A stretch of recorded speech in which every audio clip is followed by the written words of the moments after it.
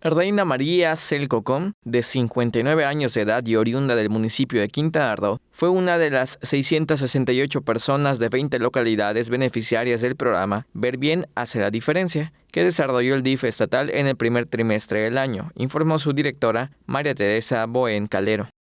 La administración estatal benefició a 2.353 personas de los 106 municipios que perdieron parcialmente la vista con la entrega de lentes gratuitos para que retomen sus actividades y se integren al entorno familiar y social, así como impulsar su independencia personal.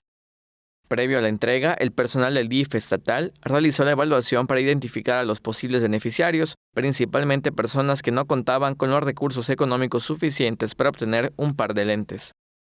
En la última entrega se benefició a 668 personas de Tikul, Santa Elena, Muna, Pichén, Tzán, Chumayel, Tinum, Cantunil, Quintana Roo, Tzitaz, Espita, Tizimín, Suquilá, Panabá, Buxots, Tecash, Suma de Hidalgo, Cacalchen, Teya y Canacín. Tele Yucatán te informa. Tele Yucatán te informa. Lunes a viernes, 8 de la noche. Síguenos.